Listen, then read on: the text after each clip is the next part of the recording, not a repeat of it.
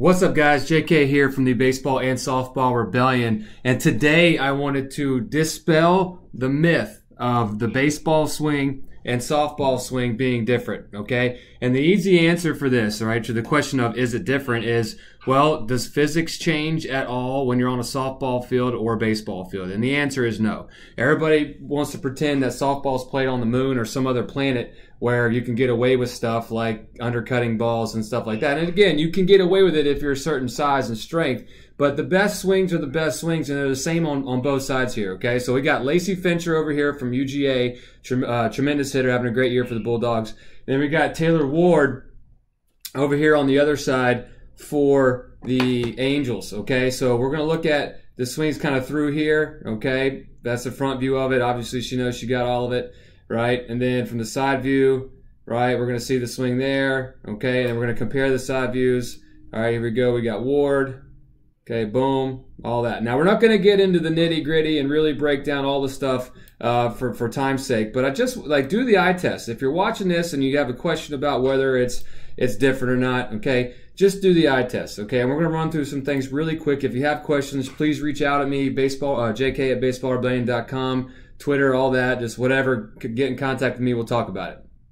Okay, so first of all, we're going to see the loading sequence, all right, hips moving in space, right, moving forward through the load, okay? So you're going to see Taylor's hips move out. You can see his hips kind of moving away from this pad in the background, all right, loading with the hips in motion, not just reaching the foot, but moving the lower half out, turning in. You got the counter rotation of the hips, and at the same time, you got the stretching back of the hands and arms. I really, to be honest, to be really picky here for a second, I think she's in a slightly better launch position, or whatever you want to call it, loaded position. I think his hands travel a little bit this way, but again, he's a big old boy, grown man. You know, he can, again, certain things like that are possible when you're at a certain level. I wouldn't recommend it if you're a smaller player, but anyway. So her hands are back really nice, or you can see the head position's back. Obviously, somewhat different angles here of the camera, but again, just use your imagination. You guys are smart.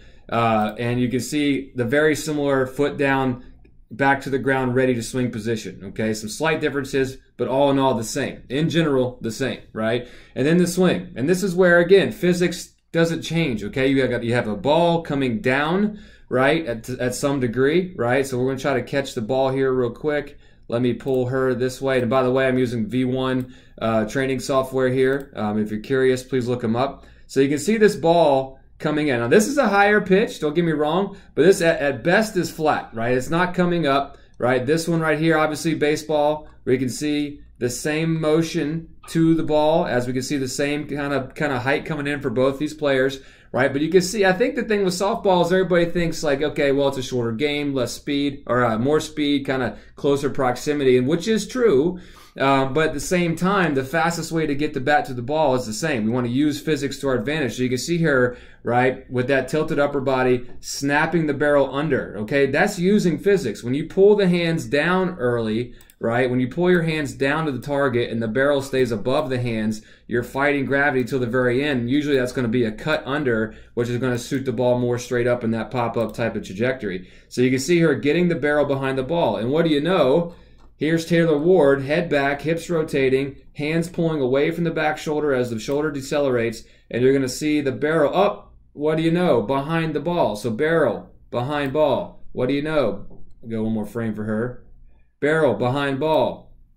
Right there. So several feet before contact, and then, again, we could go through all the minor details, straight front leg, drive back, that's the brakes. Back knee pulled under, high back heel, back knee pulled under, high back heel, face down at the ball, tilted shoulders, right? Tilted shoulders, all this stuff matches up.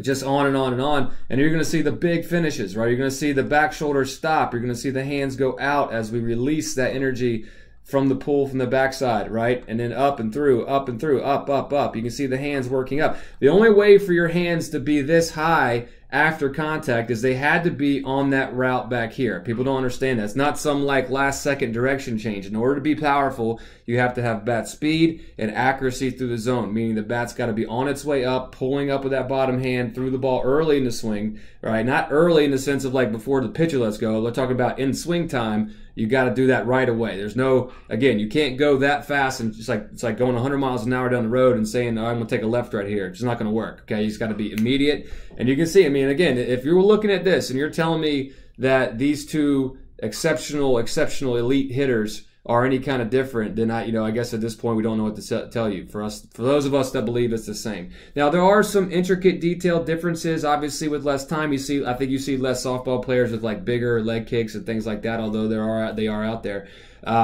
In general, these are the same, right? These are the same. Physics is physics. Hips are hips. Legs are legs. Gravity is gravity. Centripetal force is centripetal force on planet Earth. We're not on the moon when we play softball and we can cut underballs and they go 200 feet. It's not like that. Especially if you're undersized. If you're not a bigger athlete in the softball world, it's more important for you to do this stuff because it matters more with your accuracy and contact. So let me know if you guys have any question about this. This is really quick right at you. Reach out to me, email, Instagram, Twitter, all that stuff, and I'd love to answer any questions you might have. But yeah, guess what? They're not any different.